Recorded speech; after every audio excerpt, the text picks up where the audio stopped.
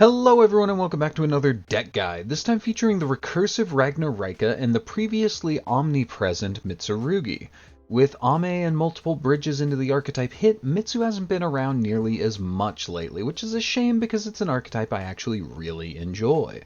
Luckily, they haven't killed every bridge, and they fit right in alongside one of my other favorite archetypes, Ragnaraika. So if you want to play Mitsu but maybe don't have or don't like Fiendsmith, then maybe give this build a try. So the story of Ragnaraika is a little weird, and this is actually its first major appearance on my channel. Raika came out as a competent and compact engine that just had nowhere to go. It locks you into plants, insects, and reptiles, and while plants have quite a respectable end board, some of their better support locks you into exclusively plants, so Raika can't really use those. Insects and reptiles, on the other hand, desperately lacked good boss monsters, so the engine fell into obscurity. Well, along came Mitsurugi to give reptiles a hell of an end board, but at that point Raika had already largely been forgotten, and so I feel like this deck is vastly underexplored and actually quite competitive. We'll start with the Raikas since you probably don't know what they do. Evil Seed is the core of the archetype. It can summon from hand by sending a Raika tri-type monster to grave, and on summon you can search 2 Ragnaraika cards, then banish 1 card from your hand. Lonefire is an honorary Ragnaraika that can tribute itself for the Evil Seed, which does take your normal summon, but we don't always need it in this deck, so it's not a big deal. Samurai is the first card we're normally searching off of Evil Seed. It can summon from hand by putting a banished Ragnaraika type monster on the bottom of your deck. Then, if you use it as link material for a Raika monster out of the extra deck, you can summon back a level 4 or lower tri-type from grave. Sometimes that's as simple as getting back Seed for another link material. Sometimes it's as insane as summoning back a Lone Fire Blossom to bridge into another plant. Armored Lizard is an extender and notably level 4, so we can Xyz with it and the Mitsu stuff, and it's also a reptile, so there's a little bit of synergy there as well. You can summon it by banishing a tri-type monster from the graveyard, and it can actually help break boards since you can discard a tri-type from hand to bounce an opponent's monster. You can see there's kind of this cycle thing going on where we can move cards from hand to grave to banishment and back into the deck so we can reuse, or in one case here, put a Garnet back in the deck, which not a ton of decks can do. Wicked Butterfly can discard to special any Raika type monster from hand, so it's kind of extension, but more importantly this is your second Seed search. And normally what you banish off of the Seed, because if Butterfly is banished, you get a floating effect to draw cards on end phase equal to the number of monster types you have among the Raika types. So just a plant draws you 1. Plant and reptile is 2. Plant, reptile, and insect nets you 3 draws on end phase. Then you can just put Butterfly back in the deck with Beetle to use again later. Talismandra is the Garnet I mentioned earlier, and it maybe belongs more with the Mitsus. See, this is our bridge. Upon summon from the deck specifically, Talismandra lets you search any ritual monster to hand. Notably, that includes Habakiri. And the Talismandra itself happens to be a plant, which means it can be summoned straight from deck via Lone Fire Blossom, which we can teleport out as part of our 1-card Raika combo. That turns any Raika starter into free Mitsurugi combo as well. And even though it's a Garnet, the Raika combo can just innately put it back in the deck as cost, so it doesn't really matter. Just be careful because it does lock you out of the extra deck while it's still on field, but we have plenty of ways to get it back off once we get the search. We have just 1 Raika spell, but it's a starter or extender, so we're on 3. Bloom makes all tri-type monsters gain 300 attack, and any monsters not of our types lose 300 continuously. More importantly, though, you can use its other effect to either search a Raika monster and then discard a card, or summon a Raika from hand, grave, or banishment. Most importantly, you can search Seed off of this, but then if it sticks around, you can summon back resources every single turn. Lastly, we've got 1 trap in Hunting Dance, which you can target cards up to the number of Raika-type link monsters you have and pop them. Then if a monster is destroyed while this is in grave, you can retaliate by banishing it to destroy an opponent's monster. That brings us up to a 14-card engine with 9 starters and solid extension for Raika. Then we're into the Mitsus. These guys you probably know by now, but if you don't, this is a reptile ritual archetype built around tributing for value. All the little ones have some effect on summon or tribute, and contribute themselves to prevent your reptiles from being destroyed. Aramasa here searches a monster, which makes him a starter. All in all, we actually have 19 starters here, with 6 of them taking your normal summon. Those are going to be Aramasa and Lonefire. And if you wanted to trim the deck down a bit, you could go down to 1 on this guy. Saji searches a spell trap, which sounds like it should be a starter, but somehow isn't. Kusanagi adds back a card from grave or banishment, and Night Sword reborns itself when sent to grave by card effect. These guys are all necessary combo pieces. Some Mitsu builds will cut Night Sword Serpent, but the extra body is nice here for making Raika links and rank 4 Exes. For the rituals, we have the Snake Man himself, Habakiri. This is our search off Talismandra and starts the engine by summoning a monster from deck, then tributing a monster. Normally you're going to summon Saji, then just tribute him, but that's sometimes you'll also grab Aramasa or Kusanagi. Then while he's on field, you make all opponents' monsters lose 800 attack. And lastly, all of our ritual monsters search any Mitsurugi card and summon themselves back once per turn when tributed. Murakumo blows up the opponent's board on summon and taxes them by making them discard a card or have an effect negated. Butsu summons a reptile from grave every time your opponent specials a monster. This is the important one to keep on your end board, since due to proper summoning rules, he can bring back the other 2 as long as they were first ritual summoned at least once. For spells we have a bunch, starting with Prayers, which is a quick play that can either add a Mitsu monster, pay 800 life to summon one from hand or grave, or both by tributing a reptile on activation. Pre-prep is copies 2 through 4 of Habakiri, since it is limited to 1. By adding a ritual spell and a monster mentioned on that spell when activated. Thankfully, we do have one that mentions all of our ritual monsters, so we can get anything, but Habakiri's the big one here. That would be Mirror, which is a basic ritual spell, except it can summon from hand or grave, and you can only tribute reptiles for it. It also shuffles back into the deck for free, so you can search it time and again. Lastly, Mitsurugi Ritual is an insane card that lets you ritual summon twice a turn, once summoning from your hand by tributing from the deck, hand, or field, and once summoning from the deck by tributing from just hand or field. This is the card we normally add back off Kusanagi so that we can actually use both effects.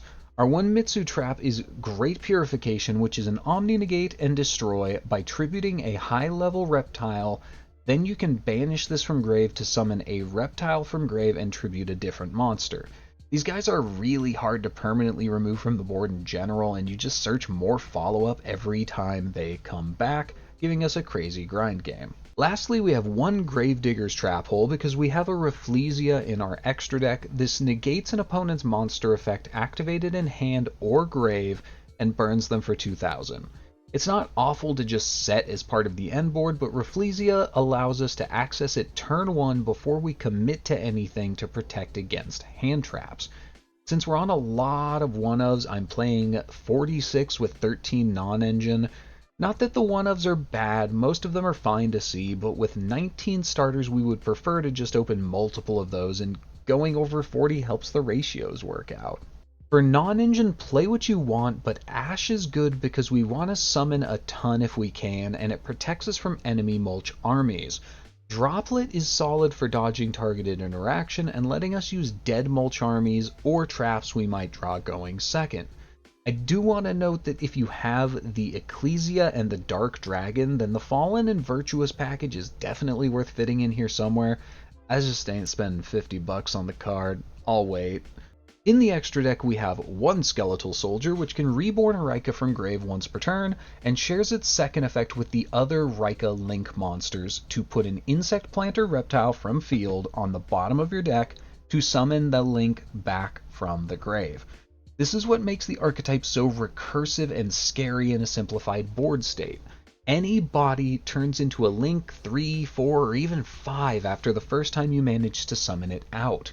This also lets you remove the extra deck lock from Talismandra by putting it back in the deck to summon Soldier or another Raika Link. Jasmine is part of our bridge. She takes 2 plants but contribute a monster she points to summon a plant from the deck, which is always going to be Lone Fire, which gets Talismandra, which gets you to the Mitsurugi engine. Echidna is a little scary to use. On summon, she can make an opponent's monster 0 attack permanently. Then you can search reptiles up to the number of 0 attack monsters they have, but that locks you into reptiles only for the rest of the turn. That means you want to use her after doing any Raika stuff, since you can only use the Mitsu half afterwards. Lizardos can also make some things attack 0 to get an extra search off of Echidna, and can draw you a card as you link climb. Dynamondo is the backup plan if you get Drolled or Mulch Armied, since you can just summon 1 Murakumo out and 1 level 4, make him, then tribute him on the opponent's turn to summon the Murakumo back for the board wipe, and then you've got the Pseudo Negate online as well. Ziliphonia is another available backup plan since she locks down 3 of the opponent's monster zones, which really sucks for certain decks, but you can't really make her alongside any of our other links to do it, so, you know, she's just like situationally a part of the end board. Selene Snapper can banish from grave to pop back row and has the Raika Reborn effect. Mantis Monk can banish from grave to search Hunting Dance and has the Raika Reborn effect. Chain Coils floodgates the opponent out of monster effects in hand specifically and has the Raika Reborn effect.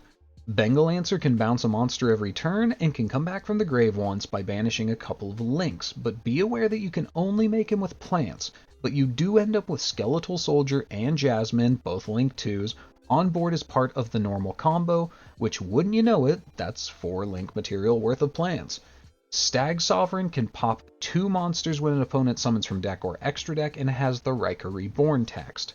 We also have a few Exes for use, mostly with the Mitsu side of things. Rafflesia lets us send our Trap Hole from deck to grave to use its effect as a quick effect, which just lets her negate Nib and other hand traps. Exciton Knight is a going second option that lets you attempt to wipe the board early in your combo, which demands an answer out of the opponent just to pressure them. Baguska's another option for a backup plan, and just turns the whole board sideways and negates it for 2 turns. Lastly, the Zombie Vampire can be made with 2 of our rituals, and lets you mill 4 from both players' decks, then summon 1 of the monsters hit. This lets us hopefully bridge from Mitsu into the Raika part of the deck, but it's not a sure thing like going from Raika into Mitsu is. Some of these slots are negotiable. We don't need the Baguska, we don't need the Exciton, we don't need Lizardos. You could swap out some more like Raika favorable links, like there's the Link 5 that gains you a bunch of life, but this works out pretty well. Anyways, let's go see some combos. Okay, so our first combo is a little bit simpler. This one is going to have to do primarily with the Mitsurugi side of the deck. We're going to start with Aramasa. Let's get started.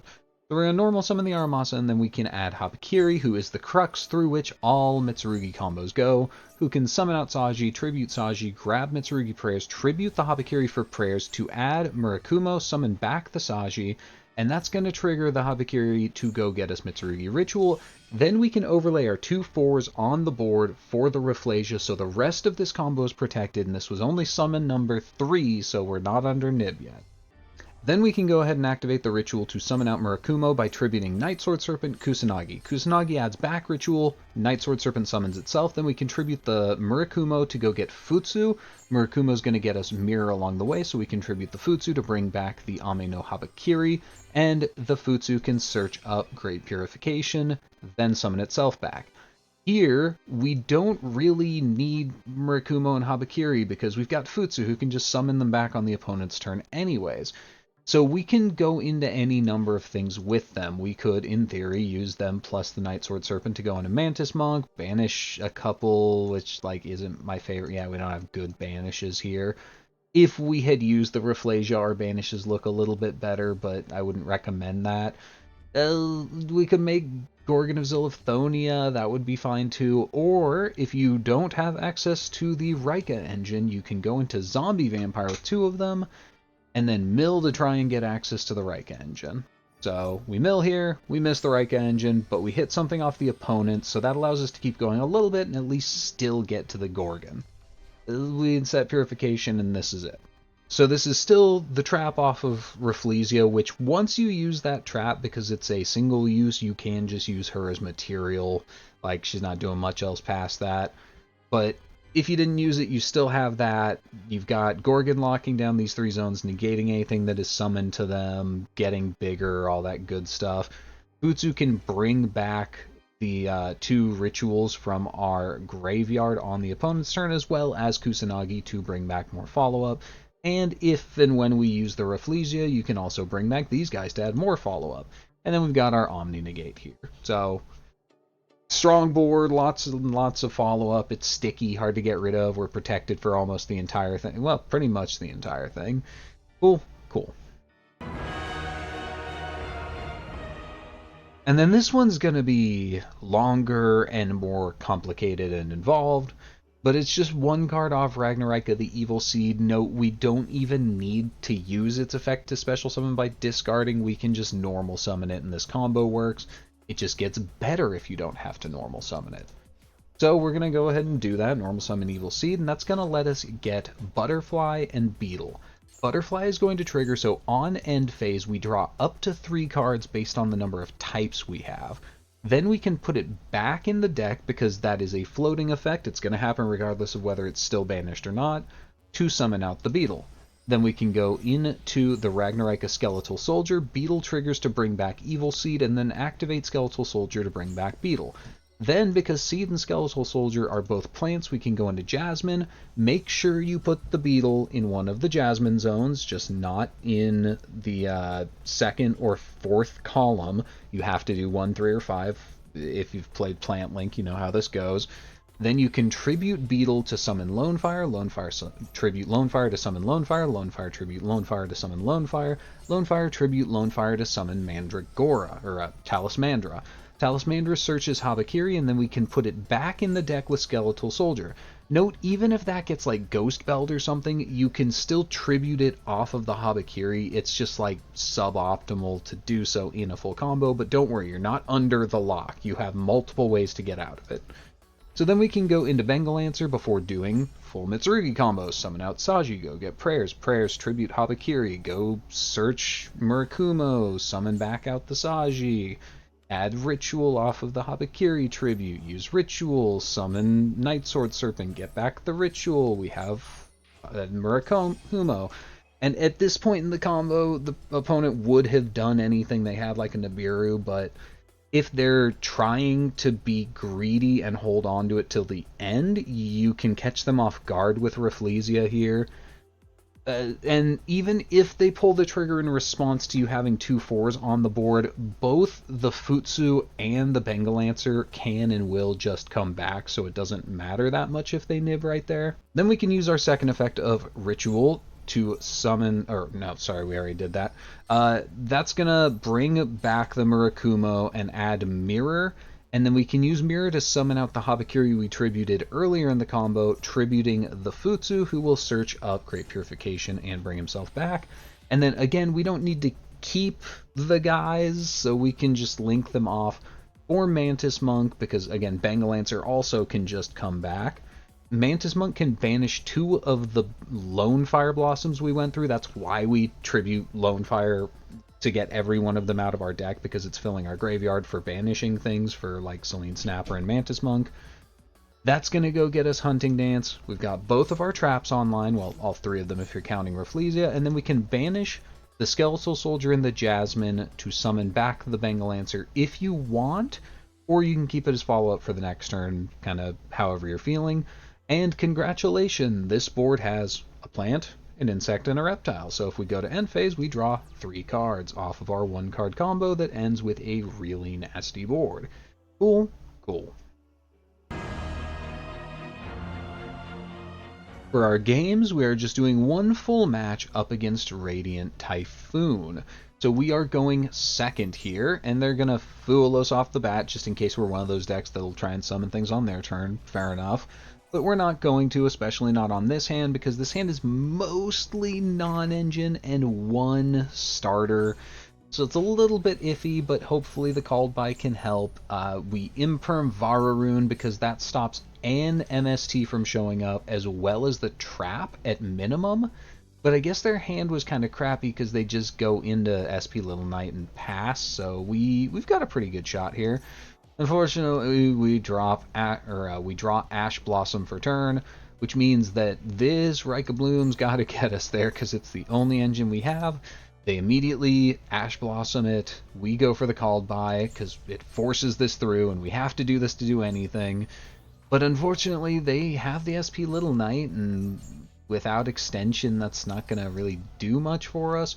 That might have looked weird for you, but because of the Rika Bloom, the Samurai Beetle could have gotten over the SP Little Knight without activating any more effects, which would have been disastrous for the opponent, so they go Droplet there to keep its attack low. Here, I go into Skeletal Soldier, I activate Beetle to bring back the seed. I probably shouldn't have done that, but I was thinking like, okay, well, you banish Soldier, I pass on Ash Blossom, and I'm probably fine here. But honestly, it was probably just incorrect to do that. We still draw a card because we brought back the Evil Seed, and then our stuff comes back along with their SP Little Knight for their turn. They apparently don't draw anything of particular note. We learn later that that's a Called by the Grave. And then we rip the best card in our deck with Mitsurugi Prayers, especially because we already had Futsu to tribute. So we go Aramasa, summon the Aramasa. Futsu's going to search us Mitsurugi Ritual, and we are now officially off to the races if the opponent can't do anything about it, especially because Bloom is still on the field, so it can summon back the Seed, which allows us to go get 2 more cards. We banish Butterfly again, so we're going to draw more on end phase, because we're officially in we were in a grindy game. But at this point, we just have blown them out of the water, so they give it up because they know that they can't stop anything else at this point. On to game 2. And then this one is what we like to call in the business a doozy. They're obviously going first again because they lost the previous game, and they have a much, much better hand this time, but we open Droplet. Unfortunately, we opened 2 droplets, but hey, that's just more fuel for the 1 droplet we actually get to use, so it's not that big of a deal. So we'll have to see what we can do, because the rest of our hand isn't amazing. We've got Bloom, so we have a starter. Okay, that's a really good draw at least, because we use that knowing that that's probably going to force out the Mandate negate, and that we can then just go Droplet, Chain, send off the pre-prep.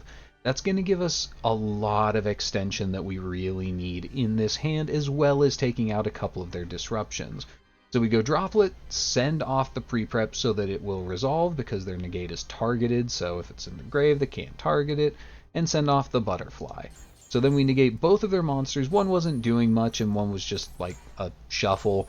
They realized that they now, I guess, don't have any disruptions on board. Well, they had a Droplet. I guess they could have used their own drop. I don't know. But they popped the Droplet to summon out both Vararoon and Phonix to get a couple more disruptions on board. We go Bloom, which they can't realistically interact with in any way. They shuffle 3 quick plays from the grave back in the deck to draw 1 card. Bloom adds Ragnaraika the Evil Seed, and then their 1 card was Droll. Okay, well that sucks, but we can go Murakumo we can go Mirror to summon out Murakumo, which will wipe the board. They chain Fallen and the Virtuous to destroy it. We chain to negate that unless they discard, because they can't discard. They chain Vararoon to negate the effect to negate unless they discard, so that the Fallen and the Virtuous goes through, and so they're going to destroy Murakumo, but Murakumo's still going to do his job. He's going to pop the entire board. Cool, so the opponent gets to set another Fallen and the Virtuous, and they keep the trap, but we do have a starter and an extender for, well, we had an extender, except they Fallen and the Virtuous that. Whatever, we still have a starter, and they apparently don't rip anything of particular note. Which means we can just normal summon the Ragnaraika the Evil Seed and do Ragnaraika Combo, because we've only really touched the Mitsurugi portion of the deck so far. So we end up searching 2 extenders, and then I banish the Great Purification. It's probably fine. Then we can use Lizard to banish Butterfly so that we get the draws on end phase, and then put the Butterfly back in with Samurai Beetle. So we've got more extension than the normal 1-card combo, just in case they happen to have anything. We banish some stuff, we get Hunting Dance, I go into Lizardos to draw a free card, then we make Skeletal Soldier, and this is going to be more damage than just like making our big Link 5 and swinging in, so I swing now. Unfortunately, we don't have our bridge into Mitsurugi again to like rebuild that, because there's only one Habakiri and it's hard once per duel either way.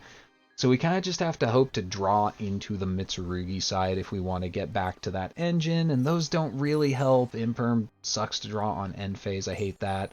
We go ahead and pop the... So, at the start of this turn, what they do is they go Chant to search MST. What they're trying to do is they want to get 3 quick play spells in the grave for Mandate that are not MST, because they want to save the MST, because that turns on their Vararunes and their well, I guess just Vararune. So they want to keep this in grave, which is why they didn't draw with Mandate last turn. I recognize that and say, okay, well, I'm going to pop the Mandate before you get good material, so you either have to shuffle in the Mystical Space Typhoon or just let it go. And they just let it go. They're prioritizing keeping that in the grave a lot.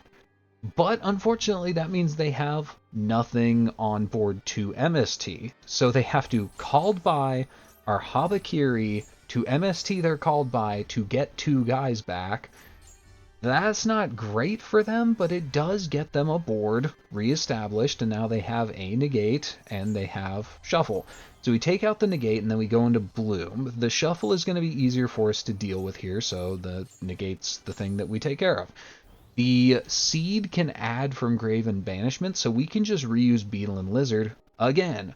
We banish frickin' Murakumo because we can put it back. It's fine. It's fine. We go into Echidna here because we can search 2 reptiles because they have 2 0 attack monsters right now because Echidna makes the Phonics 0. So we grab Aramasa and Habakiri. Aramasa was not correct. I was supposed to grab Saji here, and I realized it almost immediately. Oh well, but we can go into Selene Snapper. It's just big. Bring back a guy. We can put the seed back to bring back Skeletal Soldier. This lets us get to Chain Coils, which is pretty solid in this matchup, turning off effects from hand. Unfortunately, in this simplified of a board state, it's not that great. Then we can put back Skeletal Soldier to bring back Snapper, which gives us an out to both monsters on their board. So we swing over Vararune, we swing over the Phonics, and unfortunately our hand doesn't do a whole lot, so we're just going to save it. Okay, Eldom off the top's a really good draw for them, but we can turn off hand effects so they can't use Crozia.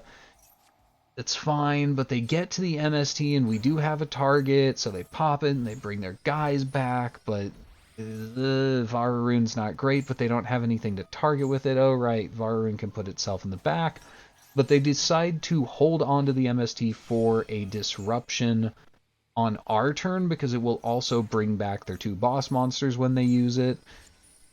I don't know why they hit Chain Coils with the MST. They should have hit their own Vararune because Chain Coils actually has a graveyard effect. It is useful for us to have in our graveyard. They should have just hit their own. But at this point, we have 3 cards in hand and a full graveyard, so we can go Bloom, bring back Evil Seed, that eats the negate. I knew it would.